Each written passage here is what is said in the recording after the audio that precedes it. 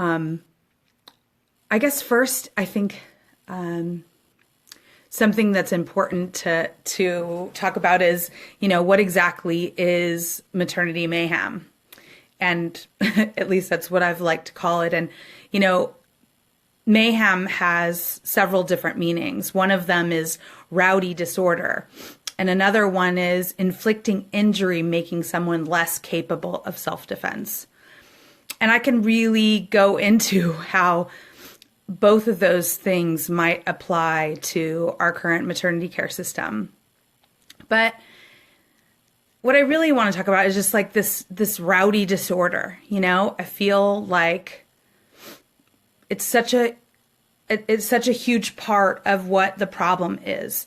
And the one thing that I know that really sets doulas in particular apart from other birth workers is that we see birth in all different settings, right? We have the opportunity to see birth in all of the hospitals in our community, in birth centers in our community, and with home birth in our community sometimes, if you're lucky. And so we have the benefit of understanding how absolutely drastically different it can be from one place to the other.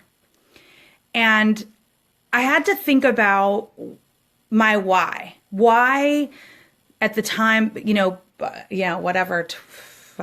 2003, so I can do the math. It was a really long time ago when I decided to become a birth support person. And why did I do that? And the reason that I did it was because I really wanted to help. I love the idea of supporting families through, the beauty of birth and the empowering and the strong women and, seeing all those cute, squishy babies come out and watching the families fall in love with this new little being that came to life. And, I definitely romanticized the whole thing, as I think many of us do. But then the system really hit me upside the head. And I mean hard. Because pretty quickly, client after client would call me saying, so I'm scheduled for an induction. I've got, big baby, low fluids. I'm 39 weeks. I'm 40 weeks. I'm 41 weeks. I'm already dilated. And, the baby asked, or the doctor asked if I wanted to meet my baby today. All of which were questionably necessary. So, but more times than not, when these mamas would go in for their induction, it would last 2 and 3 days. And there I was over and over again watching these women go through what most of the time was a very long, arduous process. Some were lucky. Some had quick, smooth labors. And, I'm guessing that their labor time was actually probably pretty close. And there's this funny saying about they just needed a whiff of Pitocin and labor starts. And, God bless that the women who have that experience. But as a birth professional, that wasn't what I was seeing. It was very few and far between that I was seeing that. The majority of them would be going at it for 2 and 3 days with little to no sleep, little to no food, and over the top surges that were nothing like what I was seeing with women who were not having augmentation. So, and I remember, and then the other part of this is I remember one mama in particular who really didn't want an induction, and she read the information that I'd pulled off the internet for her about the realities of this induction process, and her husband got really afraid because there was a lot of pressure from her doctor for various, I can't remember exactly, so I'm not going to even go there. But her husband ultimately was the deciding factor, and he really pressured her quite a bit to just do it and get it over with. Like, let's just have a baby. And at some point, she'd gotten, she'd wanted an unmedicated birth, And there she was, and she'd gotten everything started, right? And suddenly she realized something that hadn't occurred to her, that now she had an IV wire that was connected. She had a monitor connected, and a contraction monitor connected. And here she was with everything going, and then she just looked at me and she like, oh, and she had a pulse ox. And there she was with 4 different cords coming from her body. And she just looked at me and was like, what have I done? And quickly the surges just started coming hard and fast. And it became very quickly unmanageable, and, ended in a distressed baby, a stressed mama, and ended in a cesarean.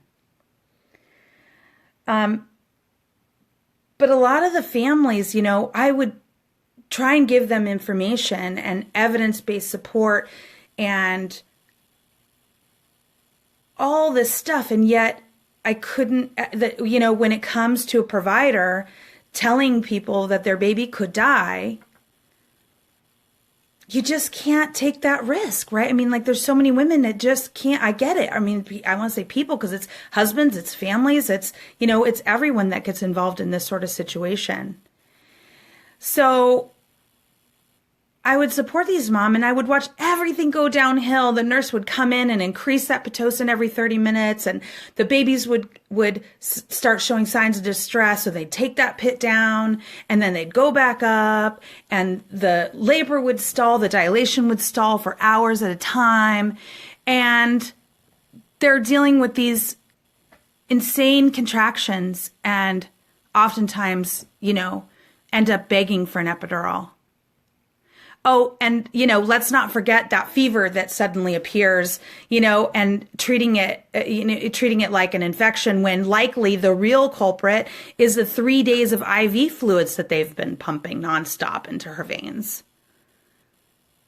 But it doesn't matter because protocol says antibiotics in many hospitals. And it also means that babies are treated automatically when they're born, which, in the nursery, away from mom oftentimes, and away from that crucial bonding time. But I also just saw the C-section after C-section. And some got lucky and they'd still have a vaginal birth, but not without the scars of 3 days worth of what seemed like war on their body. They're puffy and swollen and from all the drugs and the fluids. And all I could think about after a couple of years of this was, how do they not see the correlation between what they're doing and what the end results are? How do they not see that so many women are having these cesareans? And, all the birth workers out there, exactly what I'm talking about. And for those of you who are mamas, I know that you are probably on the other end of this mayhem, right? It was so clear to me, though, especially when I would attend births with providers that didn't work like that, right? The inductions were left to true medical indications and used sparingly. And I saw the difference. And when it's like what I titled this, when you see the difference, when you have the opportunity to work with doctors in hospital, work with nurses in hospital, and that it can be better, it makes it impossible to tolerate anything less, because these are simple things. These are simple things. They're not hard to do. In my opinion, I don't think they're hard to do.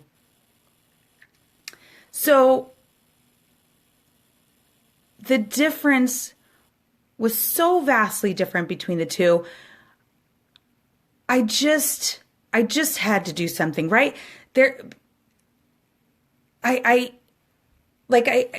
sorry, I'm like stumbling over myself, but I just felt this overwhelming desire to do something. But all I could think of is, why isn't someone doing something? Like, why isn't someone telling the women? Why isn't someone telling the doctors even that what they could be doing could be better? And it's not to say that they're purposely doing it, because I don't think there are. I think that most of providers get into medicine to help people. They do it to help women. But the culture and the entrenched, outdated information that is there is difficult to work past. You know, I remember an OB friend of mine who said, you know, it's so much easier just to do it like everyone else. And it's different to do, it's difficult to do something different. And that goes the same for us, right? It's difficult to challenge the situation. So why aren't they telling them? Why isn't the information more easily available? So when I think about my advocate friends, I think about the reluctant hero. Because most of the people that I know that have something extraordinary inside of them, they weren't born a hero. They just get to the point where they no longer are willing to stand by and let life happen and let the problem that can be solved continue to happen. That's where I got to. Personally, I kept waiting for some knight in shining armor to come save the day. This wasn't about waiting for someone to arrive and save the situation, but it was about stepping up to become that knight, to become the person that we've been waiting for, because there's a point where you've got to be like, I've had enough. I'm not going to wait for somebody else to change this. I'm not going to wait for somebody to step up, but I'm going to do this because it's what I'm here for. It's what needs to be done. And here's the thing. I can't do this alone. We can't, the advocates that are out there, there's not enough of us. We need advocates in every city, in every town.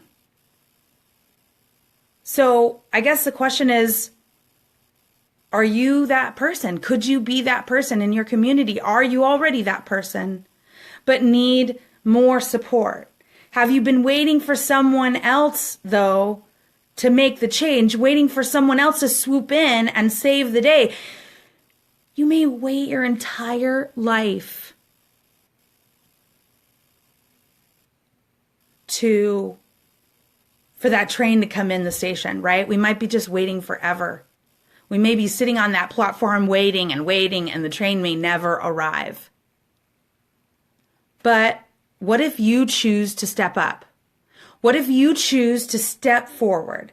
What if you realize that you are the superhero that we've been waiting for?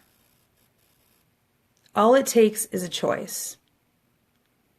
So I believe that no matter who you are, no matter how young or how old, no matter where you come from, no matter what your background is, that you've got an extraordinary power to improve birth in your community.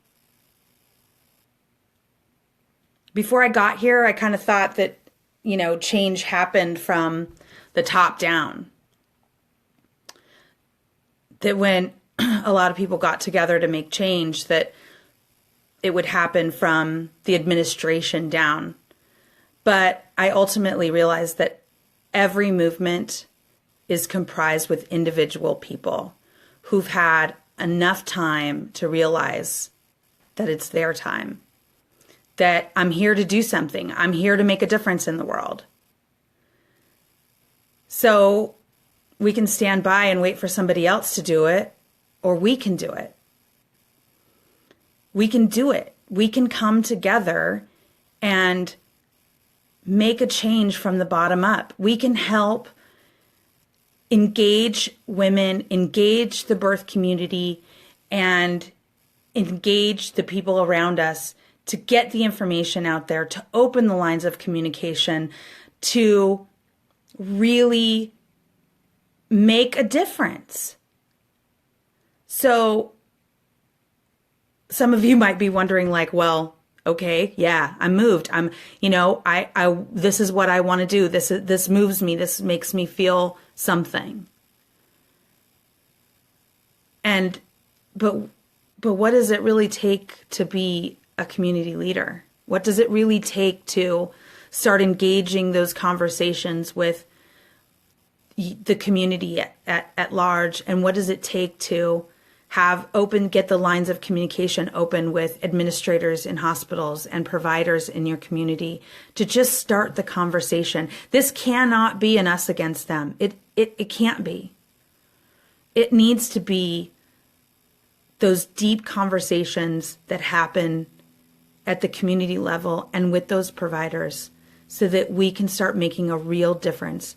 Doing this on a national level, we can keep doing it all day long, but we have to have the people embedded in the communities that are really having the conversation to 1-on-1 and 1-on-10 and 1-on-100.